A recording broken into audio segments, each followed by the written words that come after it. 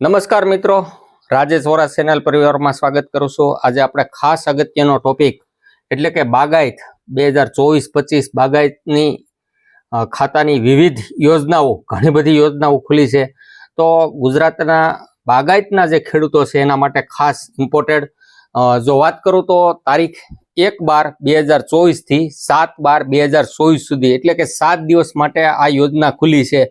એની જો હું વાત કરું તો એની અંદર કઈ કઈ વસ્તુ છે તો અર્ધપાકા મંડપ વેલાવાળા શાકભાજી પેડલ 2024-25 એ એક યોજના એ ખુલવાની છે।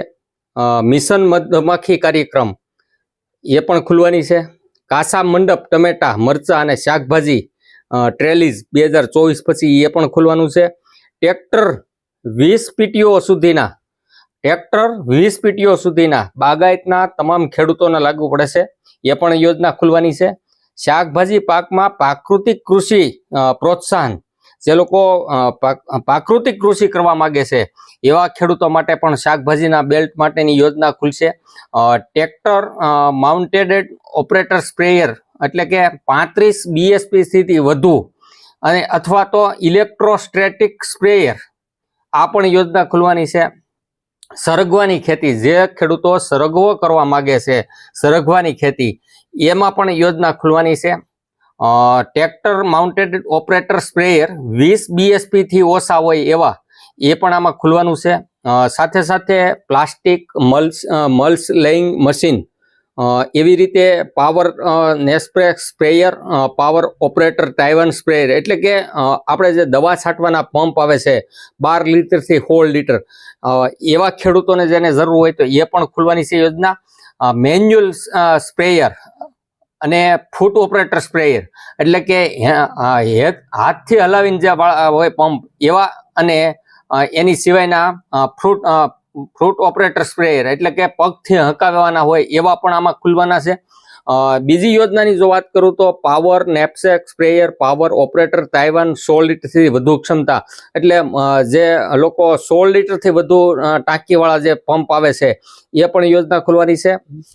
એવી જ રીતે ખેતર પરના ગ્રેડિંગ, સોર્ટિંગ, પેકિંગ એકમ ઊભો કરવા સહાય એટલે કે આપણી વાડીએ જે ગ્રેડિંગ કરવાનો જે કાંઈ જરૂર પડે, સોર્ટિંગ પેકિંગ એકમ ઊભા કરવા હોય તો એવી વસ્તુ પણ આની અંદર ખુલવાની છે।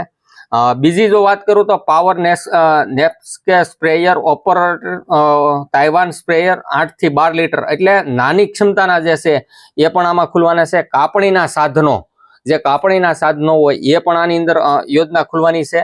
સ્વયં સંચાલિત બાગાયત મશીનરી, બાગાયતની અંદર જે સ્વયં સંચાલિત મશીનરી જે કહેવાતી હોય એ પણ ખુલવાની છે। પ્રોસેસિંગના સાધનો એ પણ યોજના ખુલવાની છે। કંદ ફૂલો એના માટેની યોજના એ પણ ખુલવાની છે।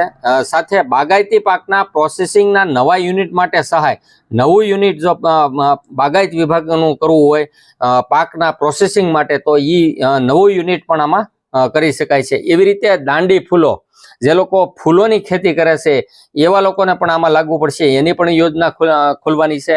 ઔષધીય સુગંધિત પાકોના નવા ડેસ્ટિલેશન યુનિટ એ પણ આમાં ખુલવાના છે। આની તારીખ જે મેં તમને કીધું એ આઈ ખેડૂત પોર્ટલ ઉપર તમે તારીખ છે એની 1/12/2024 થી 7/12/2024 સુધી દિન 7 ની અંદર વહેલા તે પહેલાના ધોરણે આની ઓનલાઈન અરજી કરી દેવી, એટલે જેથી કરીને જેવા ખેડૂતોને જે વસ્તુની જરૂરિયાત છે એ આમાં ઓનલાઈન કરી શકે। એવી જ રીતે બાગાયતની બીજી યોજનાની જો વાત કરું તો બીજી યોજના પણ આમાં સાથે ખુલવાની છે। એની તારીખ 1/12/2024 થી 15/12/2024 સુધી છે। આ જે યોજના જે મેં કીધી એ 7 દિવસ માટે હતી, હવે પછીની જે યોજના હું જે બોલું છું એ 15 દિવસ માટે લાગુ પડે છે। તો એવા બાગાયતના ખેડૂતો જે છે એમાં આંબા તથા જામફળ ફળપાક ઉત્પાદકતા વધારવાનો કાર્યક્રમ આ યોજના 1/12 થી 15/12 સુધી લાગુ પડે છે, 15 દિવસ માટે। તો એમાં આંબા તથા જામફળના ફળપાકના ઓનલાઈન કરવું હોય તો એ ખુલી જાય। એવી જ રીતે વધુ ખેતી ખર્ચવાળા ફળપાકો સિવાયના ફળપાકો એની યોજના પણ ખુલવાની છે. ત્રીજી યોજના એની જો જોઈએ તો આપણે આંબા તથા લીંબુ ફળપાકના જૂના બગીચાનું નવસર્જન કરવા માટે સહાય. એટલે જે જૂના બગીચા છે એ આંબાના લીંબુ ફળના એને નવસર્જન કરવું હોય તો એવા ખેડૂતોને પણ આમાં લાગુ પડશે. એવી જ રીતે ઘનિષ્ઠ ખેતીથી વાવેલ ફળપાકો, હવે એની અંદર આંબા, જામફળ, દાડમ, લીંબુ વગેરે.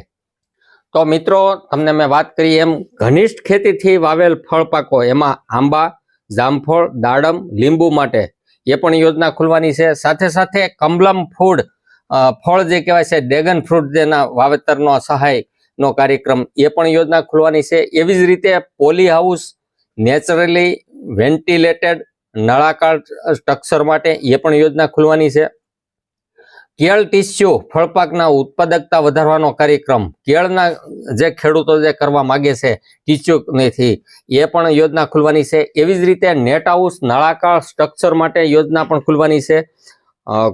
કોમ્પ્રિહેન્સિવ હોર્ટિકલ્ચર ડેવલપમેન્ટ કાર્યક્રમ એ પણ ખુલવાનું છે. રાઇપેનિંગ ચેમ્બર ક્ષમતા મહત્તમ 300 મેટ્રિક ટન સુધીની, એવા કોઈ ખેડૂતો હોય 300 મેટ્રિક ટન સુધી તો એ પણ ખુલવાનું છે.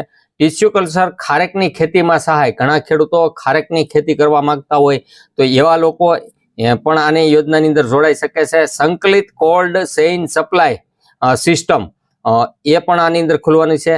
સાથે સાથે નાળિયેરી વાવેતર વિસ્તાર સહાય, નાળિયેરીના જે ખેડૂતો છે એના માટે પણ ખુલવાનું છે. એવી જ રીતે functional infrastructure collection, sorting, grading, packing એકમો વગેરે તેમજ ગુણવત્તા નિયંત્રણ પૃથ્થકરણ પ્રયોગશાળા એવા ખેડૂતો જે છે એને પણ એવી રીતની યોજના ખુલવાની છે. પપૈયા ફળપાક ઉત્પાદકતા વધારવાનો કાર્યક્રમ, એટલે પપૈયાના ફળના જે વાવેતર કરવા માંગતા હોય એવા ખેડૂતોને પણ યોજના ખુલવાની છે. નાની નર્સરી 1 હેક્ટર સુધીની એ પણ આની અંદર ખુલવાની છે.